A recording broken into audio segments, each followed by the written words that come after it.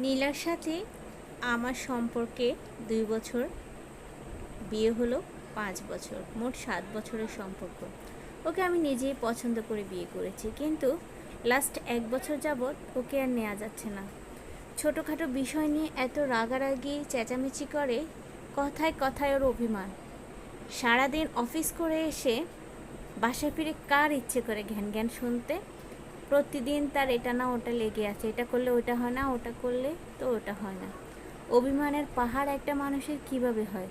প্রতিটা কথায় যেন ওর অভিমান, নাকি আমি ওর কথা বুঝতে পারি না, জানি না।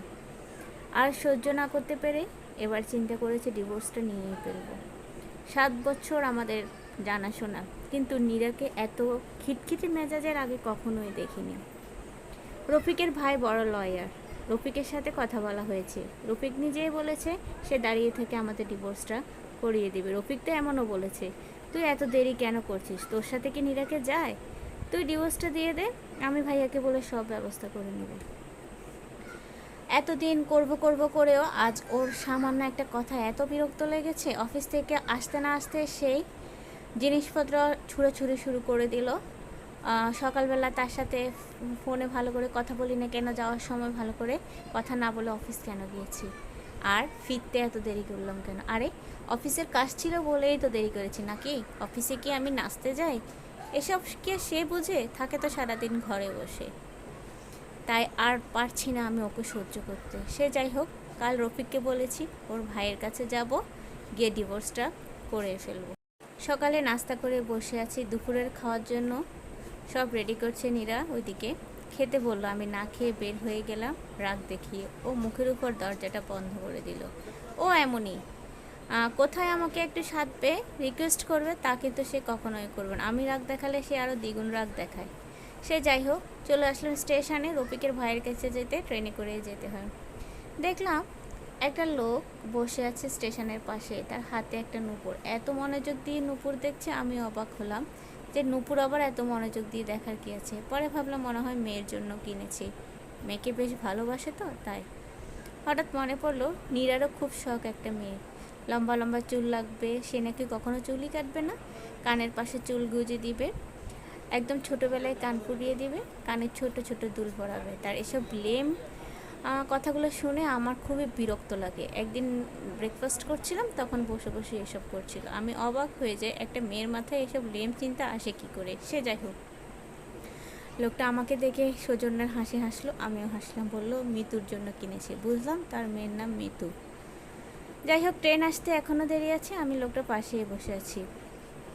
লোকটা বলল মিতু নূপুর খুব পছন্দ করে, আমাকে সব সময় বলতো আমাকে একটা সিম্পল নূপুর কিনে দিবে রূপর, যেটা কোনো শব্দ হবে না। ঠিক জানি না মিতু পছন্দ হবে কিনা, আমি পছন্দ করে আজকে নূপুরটা কিনেছি। আমি বললাম বেশ সুন্দর হয়েছে। তখন সে বলল, জানেন মিতু না কখনো দামি কোনো গিফট পছন্দ করতো না। একবার ওর জন্য আমি দামি একটা হীরের নেকলেস নিয়ে গিয়েছি, সেটা দেখে সে যে কী বকাবকি করলো আমাকে। বলল কেন এতগুলো টাকা নষ্ট করলে, এর চাইতে একটা রূপার নূপুর নিয়ে আসতে আমি অনেক খুশি। এই কথা শুনে সেদিন আমি ওকে বলেছিলাম, কী ধরনের কথাবার্তা বলো তুমি মিতু, তোমার বাইরে পড়ে যাওয়ার মতো কি কিছু আছে? এজন্যই তোমাকে আমি আমার কলিগদের সাথে পরিচয় করাতে নিয়ে যেতে পারি না, কোনো একটা পার্টিতে নিতে পারি না। এত সব কথা নিয়ে কেন তুমি ঘ্যান ঘ্যান করো আমি বুঝতে পারি না। এত কথা কেন বলো? এটা নিয়ে এসেছি, এটাই পড়বে। মিতু কিছু না বলে চলে গেল। এরপর থেকে সে আর কোনো বিষয় নিয়ে আমার সাথে দ্বিমত করতো না, এবং কি কোনো মতই তার জানাতো না। একদম চুপচাপ হয়ে গেল মিতু। তার যে শারীরিক সমস্যা ছিল সেটাও সে আমাকে বলেনি। একই ছাদের তলে দুজন মানুষ বাস করতাম, একসাথে খেয়েছি, একসাথে ঘুমিয়েছি, অথচ আমি কোনোদিন বুঝতেই পারিনি মিতুর এত কষ্ট ছিল শারীরিক মানসিক, জানেন। কিন্তু আজ যখন বুঝতে পেরেছি, তখন সে একরাশ অভিমান নিয়ে অনেক দূরে চলে গেছে। আমি বললাম মিতু কে? বললো মিতু আমার স্ত্রী। চলে গেছে মানে? আপনাদের কি ডিভোর্স হয়ে গিয়েছে? আসলে কিছু মনে করবেন না। না না, ডিভোর্স হয়নি। তাহলে সে কি আপনাকে ছেড়ে চলে গেছে? হ্যাঁ, এক বুক অভিমান নিয়ে অনেক অনেক দূরে চলে গিয়েছে, যেখান থেকে সে আর কোনো দিন আমার কাছে ফিরে আসবে না। সবচেয়ে কষ্টের কথা কি জানেন? মিতুকে যে আমি বলবো আমাকে ক্ষমা করে দাও মিতু, আমি দুঃখিত, সে সুযোগটাই আমি পাইনি। মিতু ব্রেন ক্যান্সারে গত 2 বছর আগে মারা গিয়েছে, আর শাস্তিস্বরূপ আমার জন্য রেখে গিয়েছে একটা ডায়েরি।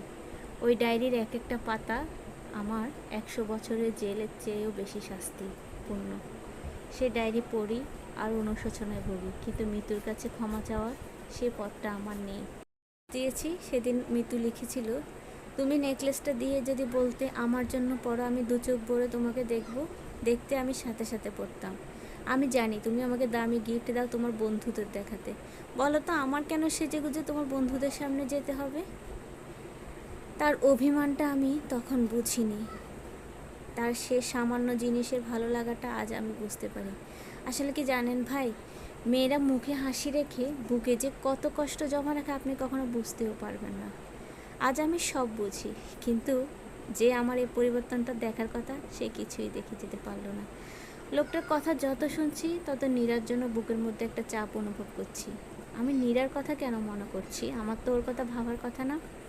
জানি না আমাদের দুজনের গল্পটাই কি একই। লোকটা বলতে শুরু করলো, জানেন কথা বলাটা ভালো, মেয়েরা যখন একদম চুপ হয়ে যায় এটাই হচ্ছে তাদের শেষ পর্যায়ে অভিমানের।